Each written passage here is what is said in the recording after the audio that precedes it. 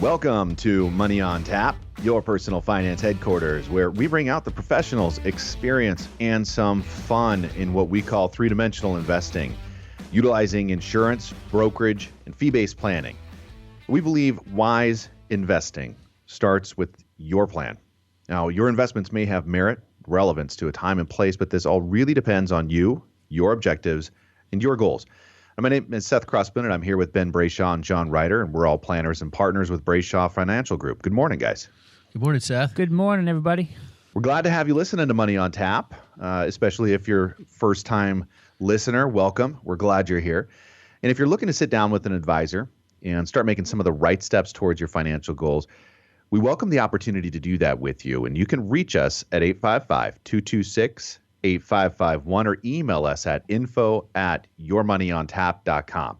You can also find us at Facebook at 3D Investing. And if you like to tweet, you can follow us at Twitter at BFG_LLC. Seth, are you a tweeter? Do you tweet much? I do. Yeah. I tweet every day. You don't know that about me, do you? You know, I like to say I don't have time for tweeting. However, the President of the United States tweets multiple times a day, so maybe I shouldn't maybe we should be tweeting more. We should be tweeting more. Maybe yeah. so. Yeah. He's liked several of our tweets, by the way. He has. Oh, wow. Did not know that.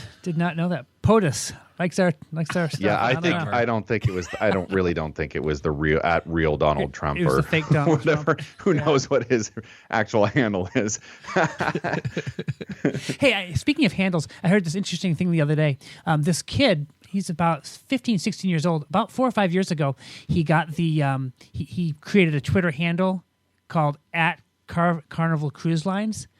And because when he was a kid, he went on these cruises, and he went on 4 or 5 with his family. He loved it so much to the fact that Carnival actually called him up and said, "Hey, listen, we will give you and your family a 14-day trip to Barcelona, covering your whole cruise, everything, some stops, excursions, all that, if you will give us your Twitter handle, because we want it."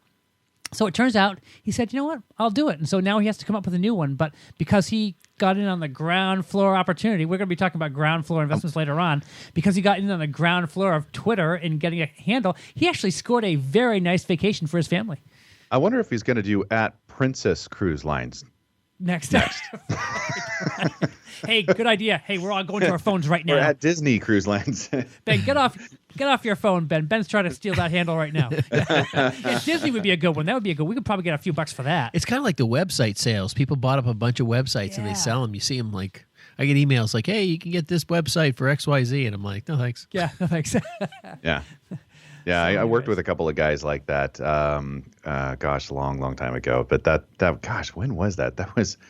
I want to say that was like 98. They were just buying up all these domain names left and right. And I was like, what is this thing? What are you doing? Apparently, I mean, they wound up selling a few of them for some bucks down the road. But. Yeah, now they're all on the beach in Bermuda, those guys. And we're here. Seriously. Which is good, though. But we're glad to be here. So last week, we were talking about some good tips for evaluating your investments. Things to consider for your portfolio. We talked about some of the things that you want to understand and your objectives, and in the investment world, the liquidity, your time frame. We even talked about the company that's issuing the investment and understanding who that is to make sure that the issuer is solid, has some history, has a track record. But today we're gonna go the other direction. Yeah, so today the dark side. We talked about things that you really want to evaluate, but today the title of our show is called Buyer Beware. Look before you leap. Now, look before you leap is kind of an interesting phrase to use, but have you guys ever heard of someone that was in an area that they weren't familiar with, and they were cliff diving or that type of thing, and there can be some very serious ramifications that happen. I actually have a cousin of mine, his friend was in New Jersey, actually in Delaware, and he was in an area that he wasn't too familiar with. It was very, very sad. This guy worked for an investment firm, actually, and this was about 3 years ago. A healthy kid, 19, 20 years old, and he jumped off of this ledge and didn't realize it was much, much shallower than he thought. So he ended up, very sadly, being a paraplegic. And just one of those things that you just look before you leap is so important. But you know what? When it comes to your investments, it's very important to make sure that you look before you leap as far as before you get into an investment. We've talked about some things that we really want to evaluate before we get into an investment, but there's some things we really want to avoid. And we've all heard that phrase, and you guys can probably help me finish this phrase. If it sounds to be too good to be true, it probably is, right? I'm going to leave you. Buy more. I don't know. I have no idea. Yeah. So, John, you always set us up with these really hard questions that I just feel like I fail every time. let me try that again, guys. If it sounds too good to be true, It's probably not. it probably is. It probably good is, try. yes. Good try, you guys. Okay. Probably so is. we don't have Next the sharpest. time, we don't have the Seth. sharpest guys on here. I understand It's that. Dunkin' Donuts. So today we're going to share with you some types of investments, some investments you may want to avoid, and we'll share with you some stories about some people that actually conned investors out there. You may have heard of these people before, you may not have, but we're going to have a good time doing that. But before we talk about that, we are going to talk about money in the news.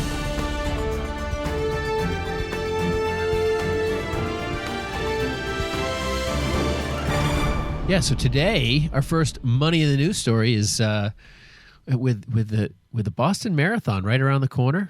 Yes, and this is something that I think Ben's a runner. Ben's a runner, and I think Ben's going to look at this story and go, I need to go out and buy some of these. So Dunkin' Donuts is launching its first ever running shoe. Now, when I think of Dunkin' Donuts, Does it I have come to with tell coffee and a donut? I don't think so. But here's the deal: they've teamed up with Saucony, and this Saucony's been around forever. Actually, longer than Dunkin' Donuts. It's been around Is that for how you pronounce it over there? Is Saucony? Yeah. What do you say? Saucony. Oh, well, I stand corrected. Yeah. So, Well, no, I mean, you're probably correct since it's a Boston company. I didn't even know that. Yeah. I always thought it was like Japanese. So anyways, these guys, we've all heard that phrase around here in New England, America runs on Dunkin'. And I think of running and I think of Dunkin' Donuts. I do not think that the two should be related, or maybe they are. They are now. They are now. Yeah. So the running company, Saucony, or Saucony, however you prefer, is actually making 2,000 running shoes. And gosh, we're looking at a picture here of these shoes, and I don't know. I don't think I'm going to be lining up to buy one of these. You got to be, I think, It a looks like it shoe has person. sprinkles on it. It does have sprinkles on it. Yeah, I'd buy And they that got and just donuts put in it the on background. the shelf and pull it. Donuts in the background. This is a real story. I can't believe this. Yeah. Yeah. And I thought what was interesting is what was it? How many? There's what is it? They're only going to make 2,000 of them. No, they make 2,000. But how many Dunkin' Donuts are along the? Okay, so yeah. 18. Yeah. So there's 18 Dunkin' Donuts along the route of the Boston Marathon. Yeah, little known If you're fact. wearing these shoes and you run in, do you get a free cup of coffee on the way through? I don't know. I would think there should be some kind of a incentive there. But so the colorful shoe features a strawberry frosted donut on the shoe's heel, surrounded by orange, magenta, and brown sprinkles, a nod to Dunkin's signature color palette. The shoe's tongue features Dunkin's logo, and the center heel displays the brand's tagline, America runs on Dunkin'. I don't know, Ben. Are you going to use this for your half marathon coming up? No, I think you're going to go out and buy a pair of these? Yeah, no, I'm thinking these would look better on you, John. I think it maybe would be more appropriate for me, too. 'Cause Yes. I do love Dunkin' Donuts. Although I do try to avoid it. But anyway. Oh. So, hey, Well, you guys, are you guys traveling this summer? Are you doing any traveling coming up? I'm doing some traveling coming up. I'm looking forward to some traveling. But I haven't gotten. We're it looking yet. forward to your We traveling, just- too. I'm sure you John, are. we are dying for you to get on the road. I'm going to be leaving the office We just in got July. through Easter. I'm leaving the office in July, but I'm not doing what this guy is doing. So I don't know if you guys have heard the news about our favorite local prince. Well, he's not a local prince, I guess, but he's from Saudi Arabia. The Saudi Arabian Crown Prince Mohammed bin Salman and his entourage are taking over the entire hotel out in the LA of the Four Seasons Resort. And they're at the Four Seasons Los Angeles. And, if you were just staying one night, I've never stayed at the Four Seasons, but if you stay at the Four Seasons, you could easily spend $800 to $1,000 there. This guy is taking all 16 stories of the Four Seasons Resort. So listen to this. This is on Wilshire Boulevard in Beverly Hills. They start at $625 a night. There's a total of 285 units, of which 185 are guest rooms and 100 are luxury suites. The presidential suites alone go for north of $10,000 a night. Oh, that's cheap. So this is part of his 3-week tour. I don't know where he's staying on the other nights, but of 1 week he's got the whole thing, and he's also hosting Rupert Murdoch, I guess, for a. I get emails from this guy for money all the time. Yeah. That's how he's paid for this. Well, I'm glad you sent him some money. That's good. Hey, we're going to talk about that later on about investment scams to avoid. But anyway, sorry, Man, but I I'm thought so it was him. excited about I this. think it's him. So at least now he's back in the U.S. But if you want to stay at the Four Seasons this week, you're out of luck because there's no vacancy because the Saudi prince has snapped up all the rooms. I'm wondering who in the world has stayed behind to run the country if they're like moving the entire government a to prince. Los Angeles. Unbelievable. I'm so excited about this. I wrote a song about it, you guys. I wrote, it starts out, you better watch out. You better not cry. You better not pout. I'm telling you why. Saudi prince is coming to town. Have you ever heard that? Seth, I don't know, but I think there might be a future I for think you. it's a hit. Throw a guitar in that guy's hand. Yeah. Hey, All right, we can little probably known edit that fact out. about Seth. I've heard him sing opera. Seth is an opera singer. I've heard that. Seth, if you'd like to sample something. No. Okay. Let's keep going. This is not the time. I'd much rather talk about securities fraud. Kick that section out. Hey, we are going to talk about securities fraud today, and let me tell you why we're going to tell you about that. Because securities fraud is something that is out there. It is happening all the time. Even right now as we're doing our show, there are folks out there that are scamming people. There are folks out there that are thinking, helping to figure out how to get you separated from your hard-earned money. That happens all the time. And so today, we want to just highlight 12 different things that you should be looking at when you are considering an investment. All right, we're going to take a quick break. You're listening to Money on Tap. We'll be right back. On this edition of Money on Tap, a runner alone in a long-distance relay race. That's how Ben Brayshaw describes the feelings of many people who are dealing with investments and retirement. Usually no one really around you, and you're running by yourself, and it's like 6-8 miles. You're waiting for the big marker to come up to point you to go a different direction. You're like, am I on the right road? Am I going the right direction? It's all dark around me, and I'm not sure. I'm alone in this space. Yeah, this is how a lot of people feel in this world about their investments and their retirement. They feel like they're running on a pitch black road. They think they're going in the right direction. They're pretty sure. They're not exactly aware of where to stop and ask for help. This is where people like us come alongside, and we bring a lot of light with us.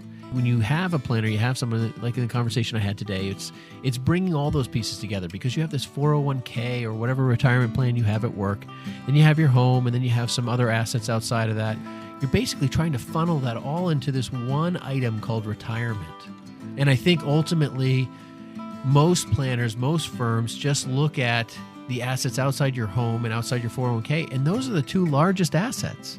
Sure. So how can you really do planning when all you're looking at is just a small picture of what's really going on? And we have to have a holistic viewpoint, and we need to really break in to getting you to have a successful retirement event, whether it's at 35, whether it's at 45, 55, or 65, whatever that time period is. That's where you have to have your trajectory set and ready to go and get the help. Stay that course. Yeah. Thanks for joining us for this Cliff Notes edition of Money on Tap, with great tips from the pros in three-dimensional investing, utilizing insurance, brokerage, and fee-based planning. Now here's more Money on Tap with Seth, Ben, and John.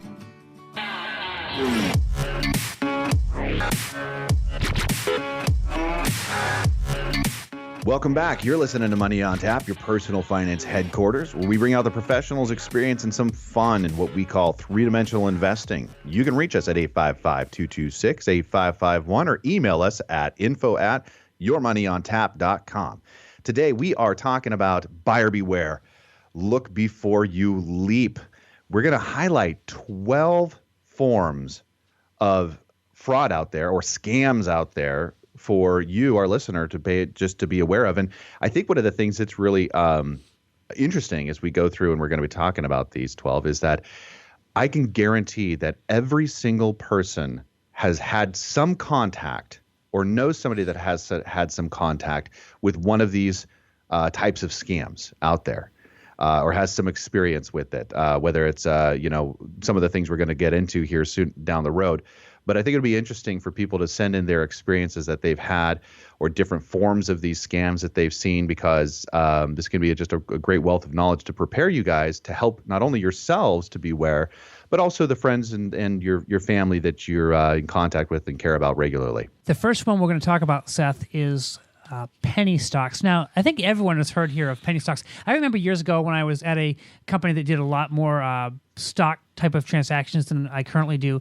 I remember people calling up all the time and asking, hey, how about this stock? It's only a penny. And so there's a lot of different questions that people had about it. I kind of look at penny stocks, guys, as kind of like, it's like a lottery ticket, right? I mean, the chance that you actually find a penny stock that takes off and does very well, very, very remote. It's kind of like the same chance of winning the lottery, right? If you were, I don't play the lottery, but if you were to play it, the chance of you winning that very, very, very low. Same thing when it comes to penny stocks. And why is that? Well, the penny stocks, there's been a long history of fraud when it comes to penny stocks, but the allure is there because you think, I only pay a penny for it. I buy 10,000 shares, whatever it may be, and it attracts new investors every single day because there's a dream there. There's a dream that, hey, I might be owning the next Microsoft, or maybe the story that they pitched me was so good I could be buying the next Yahoo or eBay or whatever other company out there that has done extremely well. Yeah, all it has to go up is a penny, and I've doubled my investment. How That's all hard it can needs to that happen. be? Sure, Well, I and think- I buy, 10,000 shares at 10 cent stock. 100,000 shares of a penny stock, or $1,000 basically will buy 100 shares of a stock, or buy 10,000 shares of a 10 cent stock, or 100,000 shares of a penny stock. So it just has the feeling of I've got a lot, and I've got some kind of a value now. Yeah, the big problem, Ben, you were going to talk about this. There's not much information about these things, right? Well, yeah. I mean, there's not much information, but I think there's also a misnomer that penny stocks are all just pennies. Right. Penny stocks are actually even classified as stocks that aren't listed on a real exchange. Like on a it's like, what is it? The pink slips? I'm trying to remember. Yeah, which you should kind of make you think, right? Make you pause if it's not even listed on any kind of exchange. Because there are stocks. It's like, I remember when Sirius XM, when it dropped all the way down to like 10 or 12 or 8 cents or something like that. I mean, officially it trades in the pennies, but it was listed on a major exchange. So it wasn't officially considered a penny stock. You could still trade it. And we don't trade officially listed, or I should say unlisted penny stocks anyways as a company, because it's just way too risky for our investors. And what we're as a firm doing, and even with a broker-dealer side, but there's a lot of risk in a company that doesn't have the amount of data and information, like the following of the people who are tracking. Yeah, no the public company. reporting, all that stuff. Analysts do a lot of work. They look at the financials. I mean, they do a lot of things before they either recommend or don't recommend, because their name's on the line, and they want to be the analyst that everyone trusts, that everyone follows. That's where they make their money. So. One of the other issues with the penny stocks is that the liquidity of them is really low a lot of the times. And what that means is if you don't have much volume, there's not a lot of people out trading on this stock. When you go to sell, you could have a real issue because you may not have a buyer. And, that's one of the things that's really critical to make sure that, when it's time to sell, there's going to be somebody out there that's there to buy. Number 2, securities fraud in the prime banks. So prime bank fraud basically is designed to attract conspiracy theorists who believe that the Rockefellers, the Rothschild, the Saudi prince, Saudi royalty, yes. That's my guy.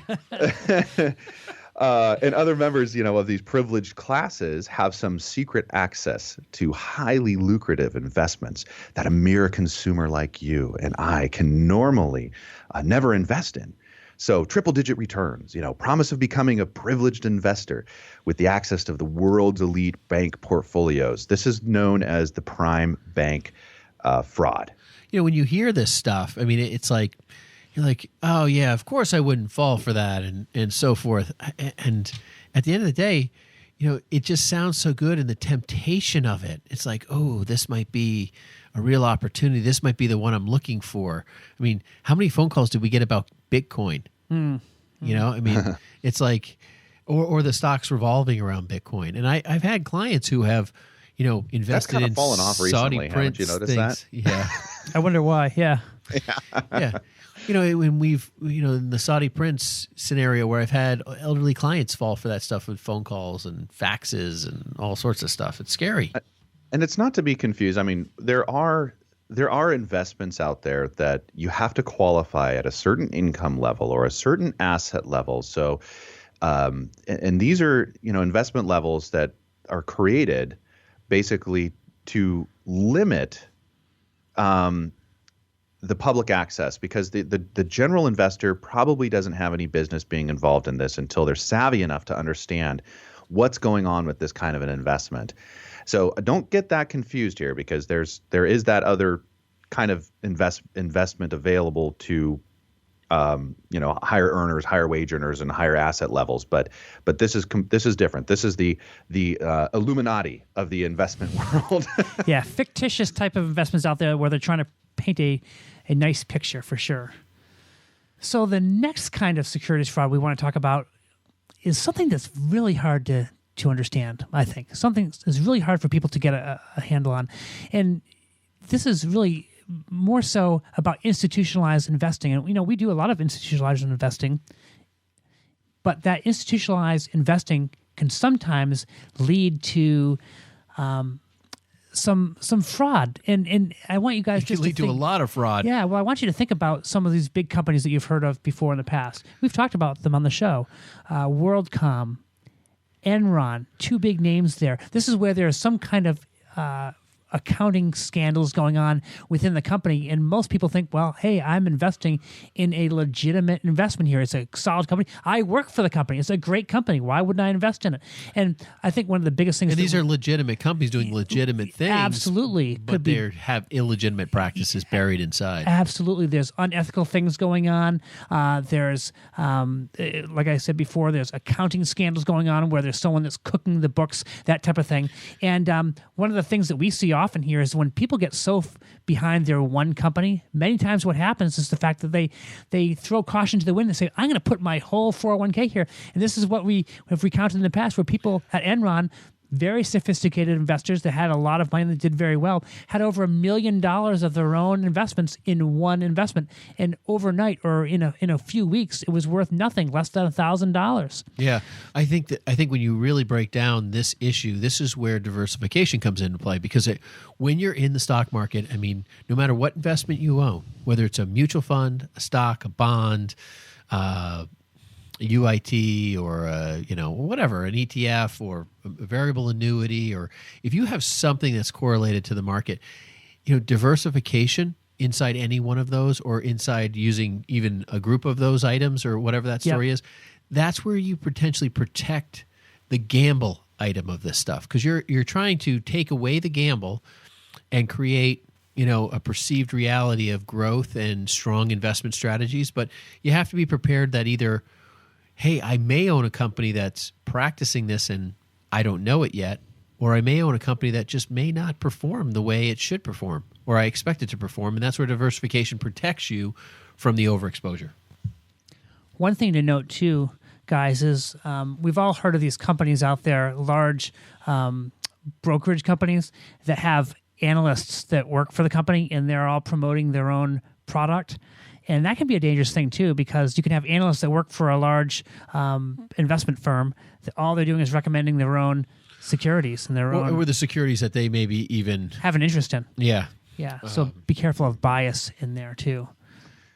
Yeah, I was also going to mention the unethical mutual fund practices. We don't hear about some of these things as much as we used to. This was more like the late 90s, where basically insiders of large institutions had an unfair advantage by basically placing trades prior to a close of some large equities that were going to be pushing through and pushing prices in different directions.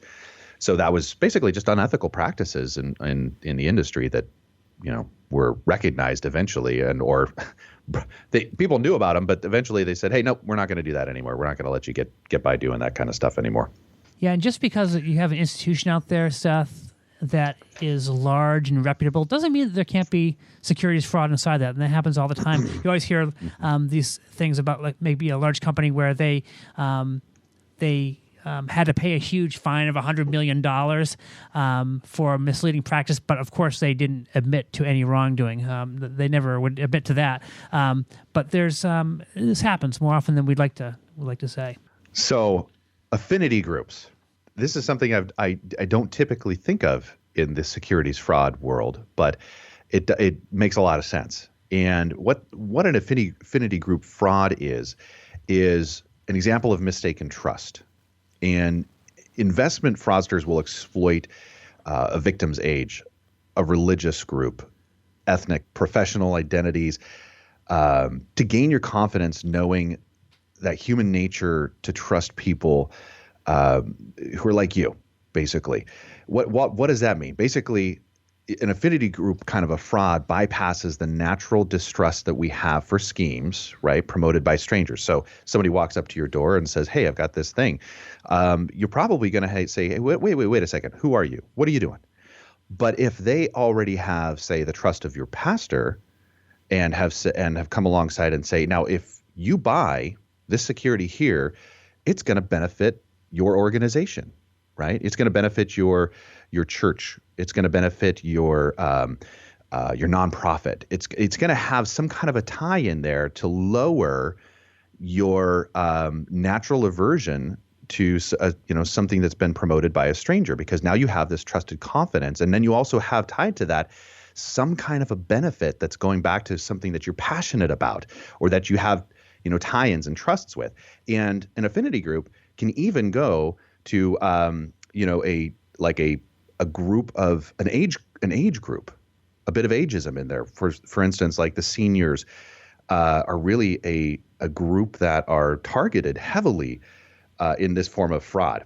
So it's kind of like, if you can get their trust in one way, then you'll use that influence that you have to do something wrong. And that happens all the time. Affinity groups, I think, is one of the largest ones out there. It's funny because fairly often we'll have like a 2020 on where we'll be watching a show. And have you guys ever seen that show, American Greed?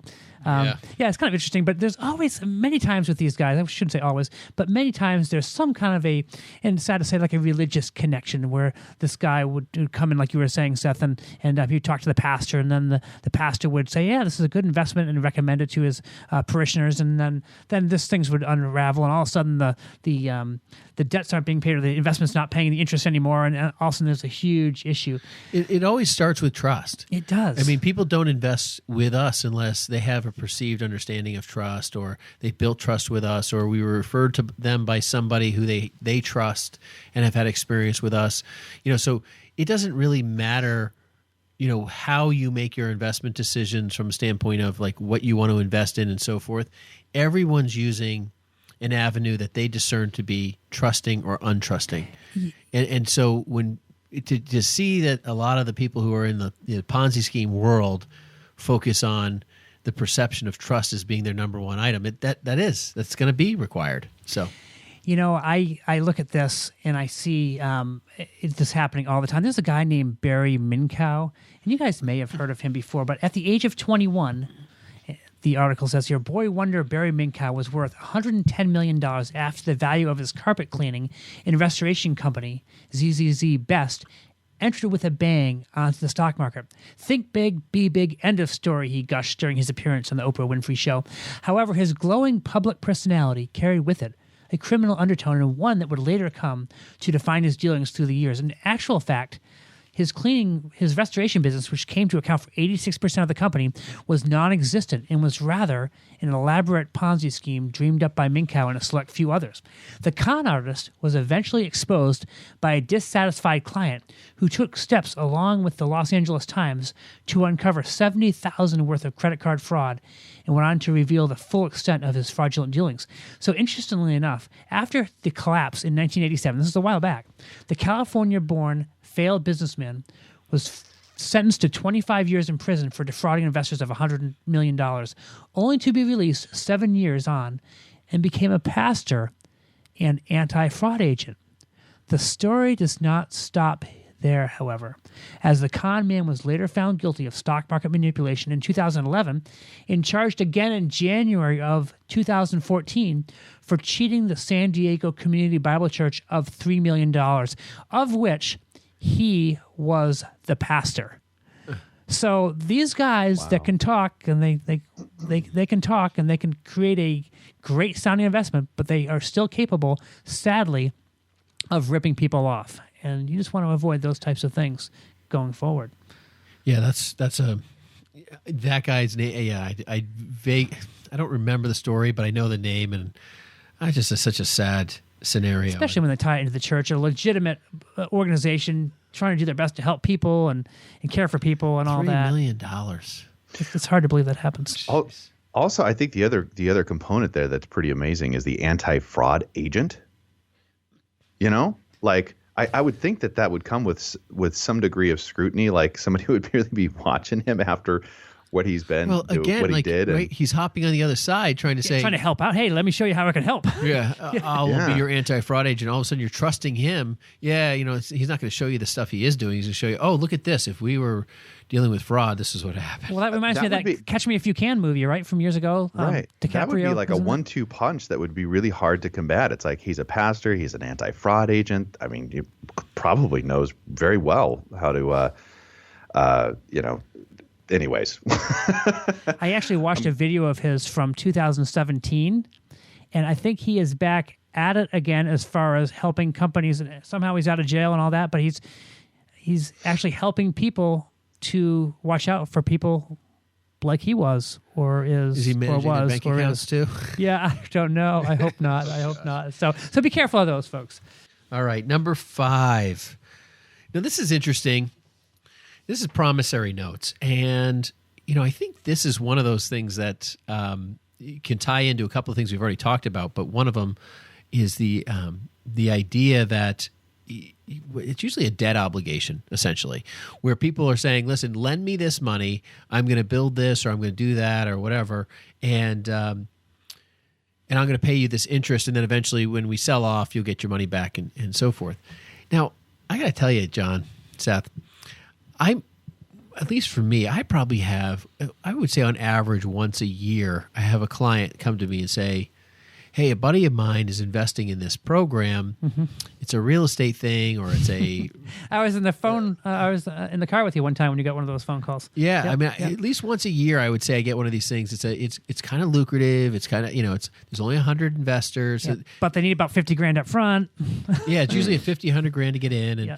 And honestly, there's a little bit of that, ooh, I'm special kind of thing that people are attracted by. Mm-hmm. And then there's the greed that people are attracted by, potential big returns. Yeah. And they want to, people want to feel specifically important. And I don't blame them that. I'm not mocking that. I'm not trying to downsize that. What I'm trying to say is that they play on your senses of personal desire of feeling, special, that intentional, that you're unique. And this is and usually it's like, hey, listen, we're doing this, closing this thing down in 2 weeks, and I need to know now. Yes, it's enough to sound like you could do due diligence, but not really enough. It was kind of like opportunity missed too. Like you want to get in on the ground floor here, because if you get in here on the ground floor, you could be like the next Amazon or whatever it may be. And that happens all the time, because you think, wow, I do not want to miss out on an opportunity. So sometimes maybe skipping the due diligence there and not really finding out the true nuts and bolts behind this. And what's funny is this sounds like a big, this is a big deal that someone's creating this, that, and the other thing.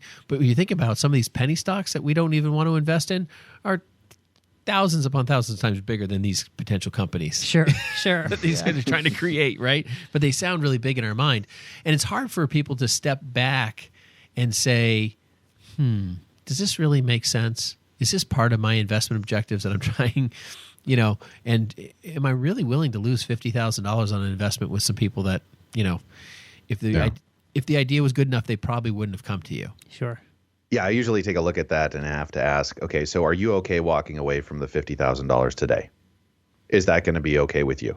Because that's the kind of risk that you're putting on the line here. Do not ever expect anything to come from this. If you're okay with that, if you have that kind of money to just play around with, maybe, I don't know. I wouldn't, but at least you've passed that test first. That's the first one I would take a look at. The number 6 that we found, advancing fees. Now, this one here is interesting because I think we chatted about it briefly, and I don't think any of us have seen anyone defrauded this way yet. What does that mean? Like, hey, I'll deliver this to you, but just pay me up front. It's kind of like the oil pre-purchase program that we have in New England. You know, right? You buy your oil up front, and you pay a fixed price for it, and then the oil company takes the gamble on. They buy Wait, so everybody in New England is doing this? Is that what you're saying? No, I would say, but it's kind of there's a form of that maybe. No, but I'm just wondering. But that's the example that they're using in this scenario. So it's interesting because I've never done the prepay oil program, but I trust my oil company implicitly. I mean, they're great, and and so I've never done the prepay program, but at the same time, it's like. That's exactly, but they're not doing that. But there are companies out there that do it, and if they go out of business and you prepaid and they're bankrupt, what do you do? Well, there was a big issue in New Hampshire with that, and I'm glad you picked a good oil company, Ben. But there was one, a large company where people had prepaid in a town that I lived in years ago, and this company did go out of business, and they had deposits from people. Where they had paid in their oil, and this company actually went out of business and bankrupt, and it really hurt a lot of people. Yeah. So it's interesting. So you want to avoid paying for things in advance if you don't know beyond a shadow of a doubt that you're going to be able to get that shipment of whatever it may be. You're listening to Money on Tap. We're going to take a quick break and be right back.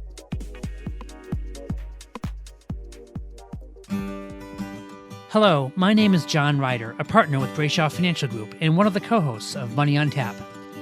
10,000 Americans are turning 65 every day, and planning a successful retirement today is more challenging than ever, with a roller coaster stock market, political and economic uncertainty, and so many unknowns when it comes to the escalating costs of healthcare. Let us show you how we utilize the 3D method of investing, utilizing insurance, brokerage, and fee-based planning. Using our experience, let us help you plan for a successful retirement. Now is the right time to start getting help. Give us a call at Brayshaw Financial Group at 855-226-8551.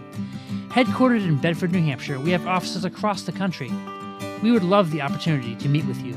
There's absolutely no cost or obligation to meet with us, and we welcome you to our offices. Call 855-226-8551 today. On this Cliff Notes edition of Money on Tap, Seth, Ben, and John show us there's plenty to celebrate with the tax reform plan, especially in the way of education and the 529 college savings account. Part of what we can do more, and actually just got written into the code now, how do we help parents with their kids and their planning and this path that they're on, especially in education, being a big part of what we've been needing more shoring up maybe in our culture, the education piece. Basically, the point is that education, public or private, is basically the thing that we're trying to take a look at and understand how do we move into different opportunities with our education and create better education.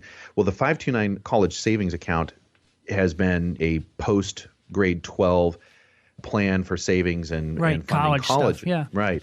Well, that now is open to K through 12 for people that are using that as a tool for private education. I think a huge opportunity, depending especially where you live in the U.S.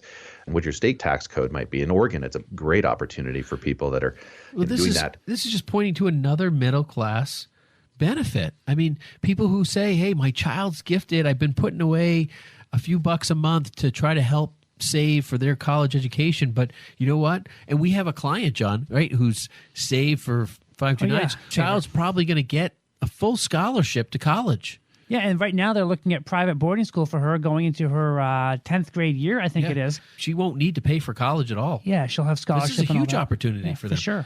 These are great things. I mean, these are huge positives that are like for every day. I was just thinking about it, John. So average family, 2-3 kids. But if you have 3 children, okay. And I do. And you do. That's a $6,000 tax credit. Right? If you're in a 25% tax bracket, let's say you made a donation to charity of $24,000. Yeah. Your tax savings on that is $6,000, 25% tax bracket. Yeah. That's the equivalent. That's a ton of money realized back to you. Going to the middle class, once again, not just for the rich people there. Thanks for joining us for this Cliff Notes edition of Money on Tap, with great tips from the pros in 3-dimensional investing, utilizing insurance, brokerage, and fee-based planning. Now here's more Money on Tap with Seth, Ben, and John. Welcome back. You're listening to Money on Tap. You can reach us at 855-226-8551 or email us at info@yourmoneyontap.com. You know what? We are talking about buyer beware. Look before you leap. And we're covering about 12 points that are securities fraud, different types of fraud, scamsters out there for you to be aware of. And we're on number 7, security fraud, viatical settlements. You want to take it away, Ben? Yeah, this is an interesting one. It is. Because viatical settlements themselves are not securities fraud, right? I mean, they are out there. I mean, and honestly, I've never done business in one. Have you, John or Seth? I have not. No, I've worked with guys that have, and actually ran into a lot of trouble with them, but I haven't personally done them. Yeah, I mean, I've come across a couple of companies that's exclusively what they do. Yeah, like this is an investment program that they set up. Yeah. Right. And they had, and they the challenge for them certainly is coming across, like sourcing these and the testing the value of these, because these are not a, like, they set them up and they display them as a kind of some type of a guarantee to pay, right? But there's so many nuances that could go wrong with them that they're definitely much more higher risk than they're presented as. So let's just break it down. So what is a viatical settlement? I mean, that is simply if you have a life insurance policy, and John, let's say I had a $100,000 policy. Let's say you're terminally ill. Yeah. As sad as that sounds right now, John. Thank you, Seth. Ben, thank you. If you wanted to sell your life insurance policy, you could sell it to somebody and they'll give you a portion of what the death benefit is. Right. So if I had a $100,000 death benefit and someone wanted to buy it from me because they knew I was terminally ill, and maybe they'd give me $50,000 to help me pay for my medical bills now. Or $70,000 or $80,000, and they evaluate how ill you are and the likelihood, and they put an actuarial table to it. Now, the securities fraud doesn't exist there. The securities fraud exists inside the fact that when they're mishandled inside the requirements of a viatical settlement, and these things are mishandled very frequently. These things are they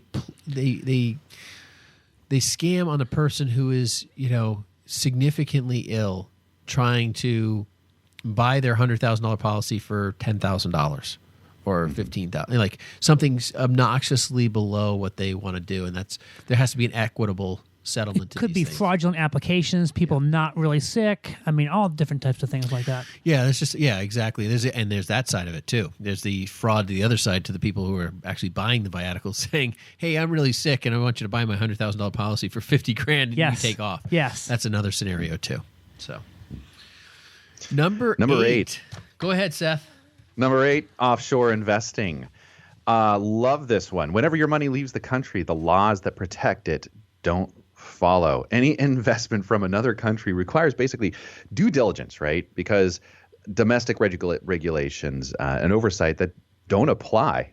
John, I know that you've watched some extensive uncovering and due diligence around this topic, haven't you? Well, I have to say, if anyone out there is a fan of The Office, Michael Scott, I don't know if you guys remember Toby. Remember Toby saying, he said to Michael, he says, "Hey, didn't you lose a lot of money, Michael, on that investment, that email thing?" And Michael says, "You know what, Toby? When the son of the deposed king of Nigeria emails you directly asking for help, you help. His father ran the freaking country, okay?"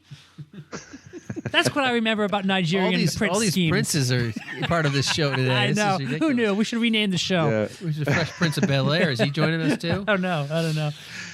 So beware of Nigerian princes. We have clients with offshore money, and I think the complication to this is bringing it back in, and taxes and all the different pieces that play into that. I mean, but you're right, Seth. The regulations don't follow it. The care for your money, the protection that comes with the U.S. Management and requirements from the banking and the securities industry. I mean, they're wonderful in a lot of ways. It protects a lot of people.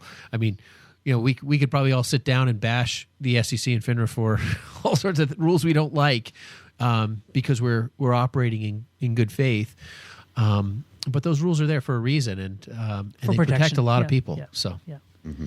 Number 9 is bogus business offerings. So be careful of these. Now, what do I mean when I say that? So there's different types of investments. Now, we actually are involved in different types of investments that sell oil and gas and that type of thing. But you know what? There are some types of investments out there that are promising a return on an investment, and there may not even be a company out there doing that. It could be a total fake shell Yeah, corporation. you see these that things type in of the thing. movie where it's like, here's their business address. You go there, and it's like the whole building's empty.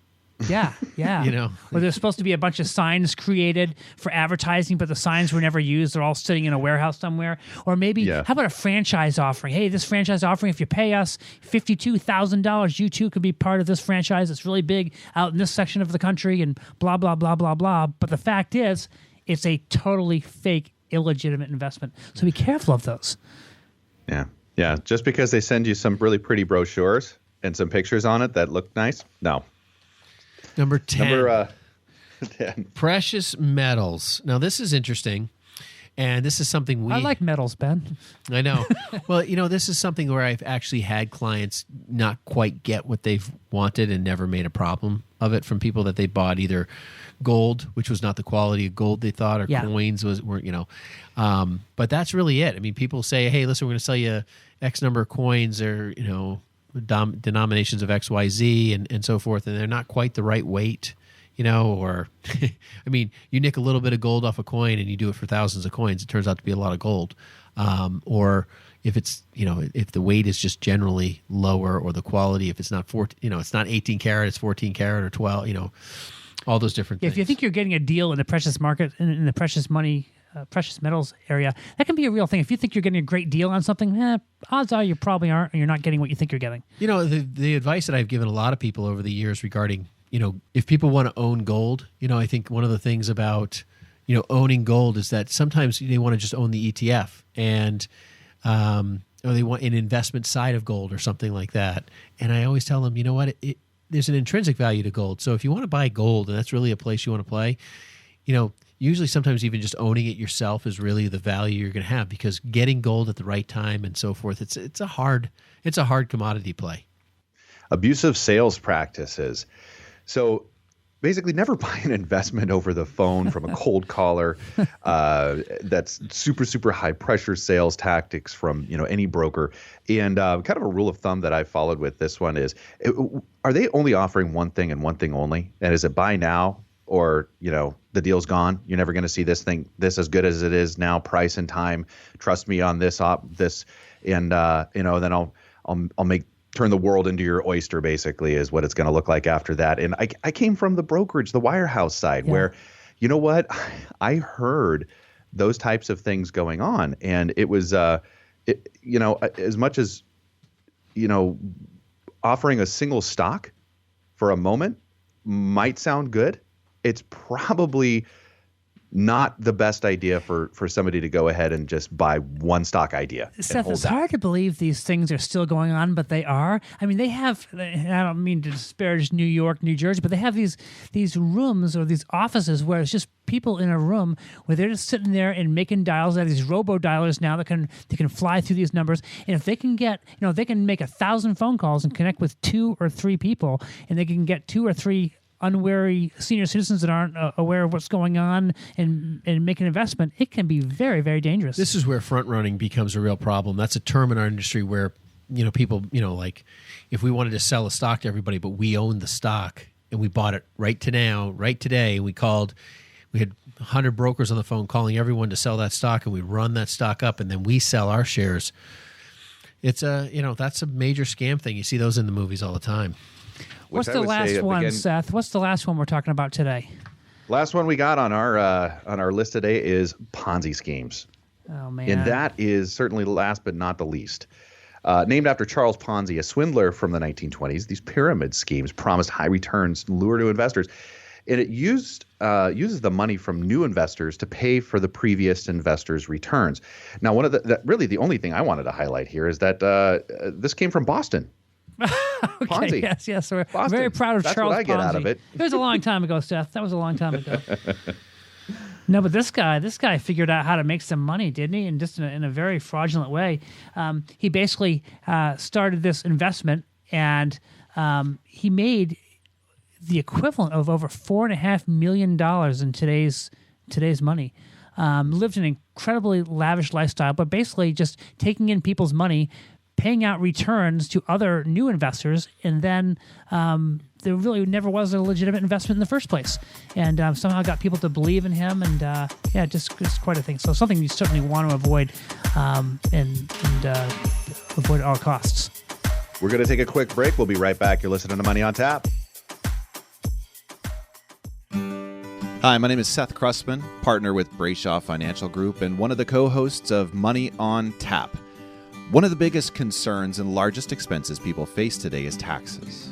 Without thoughtful planning, taxes can destroy future retirement dollars, eliminating the possibility of a timely retirement or dreams of what you want retirement to look like. If you're like most people, you're getting closer and closer to retirement, and you may be wondering if you're taking the right steps. Will my income be enough? Will rising taxes force me to give up my dreams? How does inflation factor into all of this? These are real concerns, and you're not alone. Putting a plan around your financial future is what we do.